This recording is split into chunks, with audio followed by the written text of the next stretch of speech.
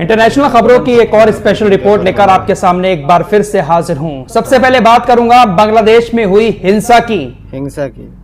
बांग्लादेश की हिंसा की आग इजराइल तक पहुंच चुकी है। इजराइल के यहूदियों ने क्या कुछ किया है वो भी आपको दिखाऊंगा। साथ ही साथ गाजा की और ईरान की कुछ और ताजा खबरें हैं। सारी चीजें एक एक करके आपके सामने रखने की कोशिश करूंगा। बांग्लादेश के अंदर पिछले 10-15 दिनों में जो कुछ हुआ है सारी चीजें आप लोगों को मालूम होंगी। एक बड़े लेवल की हिंसा वहां पर हुई।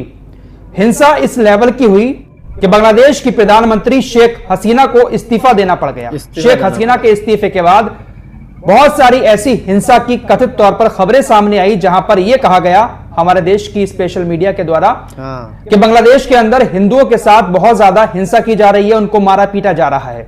बांग्लादेश के अंदर हिंदुओं के धार्मिक स्थलों पर भी हमले किए जा रहे हैं। बहुत सारी खबरें हमारे देश की मीडिया पर दिखाई जा रही थी। इसी खबर को लेकर इजराइल के अंदर बहुत सारे यहूदियों ने सड़कों पर उतरकर इस्लामी हमलों के खिलाफ प्रदर्शन किया।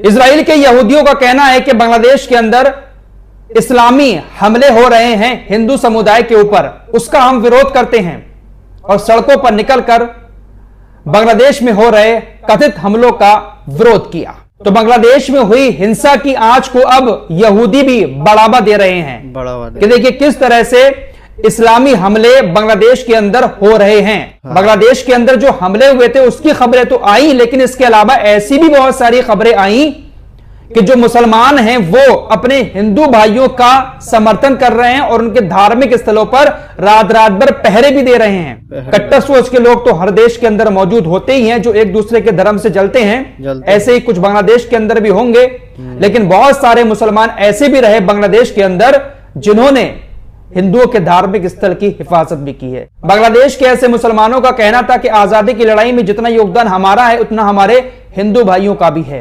लेकिन जब ऐसा कोई मामला सामने आता है तो पूरे के पूरे इस्लाम को निशाने पर लिया जाता है। फिलहाल चीन ने कहा है कि यूक्रेन से लेकर अफगानिस्तान तक और इराक से लेकर लीबिया तक नाटो ने इन क्षेत्रों और उनके लोगों में युद्ध और आपदा पैदा की है। दुनिया में बदनाम तो इस्लाम है, लेकिन जहां पर भी जो कुछ भी हो रहा है उसका असली जिम्मेदार कौन है ये हम आप सब लोग जानते हैं। दोस्तों 15 अगस्त के दिन अमेरिका, कतर और मिस्र ये तीनों देश मिलकर ईरान को भी साथ में लेकर, हमास को भी साथ में लेकर सीजफायर की बात करना चाह रहे थे। हमास पहले ही रिजेक्ट कर चुका है कि हम इस बैठक में शामिल नहीं होंगे। ईरान ने भी अब मना कर दिया है कि हम किसी तरह की कोई बातचीत सीजफायर को लेकर नहीं करेंगे। यूनाइटेड नेशंस में अमेरिका और ईरान के राजदूत के बीच काफी तू-तू मैं हुई। ईरानी राजदूत ने अमेरिका के ऊपर आरोप लगाया कि अमेरिका हमसे कहता है कि मिडिल ईस्ट में जो भी आतंकवाद बढ़ रहा है हम उसका समर्थन करते हैं, बल्कि ऐसा नहीं है, अमेरिका ही सबसे बड़ा आतंकवाद का समर्थक है और अमेरिका ही सबसे ज्यादा इसका प्रचार भी करता है। ऐसा आरोप ईरानी राजदूत ने यूनाइटेड नेशंस के अंदर लगाया। जॉर्डन के किंग अब्दुल्ला ने साफ तौर से इस बात को कह दिया है कि अगर ईरान और इजराइल के बीच कोई जंग होती है, ईरान इजराइल के ऊपर हमला करता है, तो ना तो हम ईरान को हमला करने के लिए अपने क्षेत्र का इस्तेमाल करने की इजाजत देंगे और ना ही इजराइल को अपने एरिया का इस्तेमाल करने देंगे। हम दोनों को अपने एरिया में घुसकर एक दूसरे के ऊपर हमला करने की इजाजत नहीं देंगे। लेकिन दोस्तों ये जो बात कह रहे हैं इसमें सच्चाई सिर्फ इतनी है कि ये ईरान के हमलों को तो रोक लेंगे, लेकिन इजराइल अगर इनके क्षेत्र में जाकर हमला करेगा तो ये उसको नहीं रोक पाएंगे। अपनी पिछली रिपोर्ट में आपको खबर दी थी कि कल मस्जिद अक्सा में बहुत सारे यहूदी घुस जाते हैं और वहां पर धावा बोल देते हैं, भड़काऊ नारे लगाते हैं। इसको लेकर कतर के विदेश मंत्रालय का बयान आया है। अल-अक्सा मस्जिद पर हमला एक भड़काऊ काम और अंतर्राष्ट्रीय कानून का घोर उल्लंघन है। हम अंतर्राष्ट्रीय समुदाय से अल-अक्सा मस्जिद पर हमलों को रोकने के लिए तत्काल कार्रवाई करने का आग्रह करते हैं। हम 2 इजरायली मंत्रियों, नेसेट सदस्यों और सैकड़ों बाशिंदों द्वारा अल-अक्सा के प्रांगण पर हमले की कड़ी निंदा करते हैं।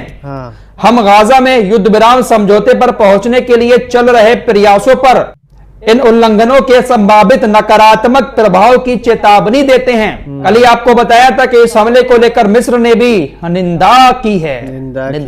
निंदा और सिर्फ निंदा। दोस्तों 2 दिन पहले की खबर आपको मालूम है, गाजा के खान यूनिस में इजराइल ने एक स्कूल पर हमला किया था जिसमें 100 से ज्यादा लोगों की मौत हो गई। बच्चे भी शामिल थे, महिलाएं भी शामिल थी।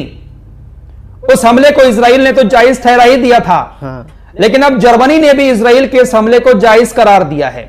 जर्मनी ने कहा कि इजराइल को अपनी रक्षा करने का अधिकार है। वास्तविकता यह है कि हमास स्कूलों, अस्पतालों, किंडरगार्टन को कमांड सेंटर के रूप में इस्तेमाल करता है और गाजा पट्टी में लोगों को मानव ढाल के रूप में उसकी इच्छा के विरुद्ध दुर्व्यवहार भी किया जाता है।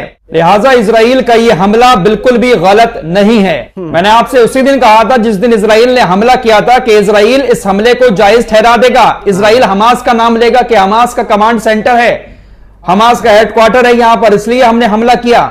और पूरी दुनिया इजराइल की इस बात को सच मानकर यकीन कर लेगी। इजराइल ने इसी तरह का स्टेटमेंट जारी किया और जर्मनी ने कहा कि भाई वो तो सही कर रहा है, इजराइल उसको हक है अपनी रक्षा करने का। जर्मनी भी इस वक्त पूरी तरह से अमेरिका के चंगुल में है। एक और बड़ी खबर आपको बताने जा रहा हूं, जहां एक तरफ अमेरिका कोशिश कर रहा है कि सीज फायर हो जाए, कतर के अंदर हमास को बुला रहा है, ईरान को बुला रहा है, वहीं दूसरी तरफ एक नई हथियारों की डील भी अमेरिका ने इजराइल के साथ साइन कर ली है। 18.8 बिलियन डॉलर की एक डील मंजूर कर ली है अमेरिका ने। 18.8 बिलियन के हथियार अमेरिका इजराइल को देगा। यह खबर कोई इधर उधर से आई हुई खबर नहीं है, बल्कि यह खबर खुद इजराइल के विदेश मंत्री ने भी कंफर्म की है। बाकायदा एक ट्वीट किया है इजराइल के विदेश मंत्री ने इस खबर को लेकर और खुशी जताई है।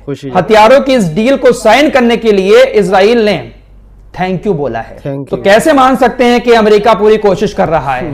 कुछ होने वाला नहीं है। जितनी भी बैठकें होती हैं, सीज फायर की कोशिशें की जाती हैं, सब के सब एक ड्रामे हैं, होने वाला कुछ नहीं है। जहां एक तरफ अमेरिका इजराइल की मदद कर रहा है, इजराइल के साथ हथियारों की डील साइन कर रहा है, इजराइल को हथियार पहुंचा रहा है, वहीं दूसरी तरफ रूस ईरान को हथियार पहुंचाने में लगा हुआ है।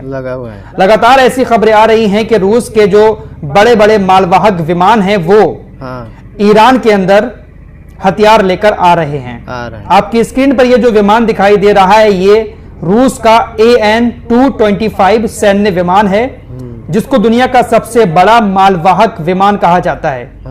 ईरान की राजधानी तेहरान में उतर चुका है और वहां पर हथियार भी उतार रहा है। तो कुछ देश इजराइल के साथ हैं और कुछ बड़े सुपर पावर देश ईरान के साथ खड़े हुए हैं। इस रिपोर्ट में इतना ही। दोस्तों हमारे वीडियो पसंद आए तो फॉलो सब्सक्राइब कीजिए और साथ ही साथ शेयर भी कीजिए। मिलते हैं अगले वीडियो में, तब तक के लिए अपना ख्याल रखिए। धन्यवाद।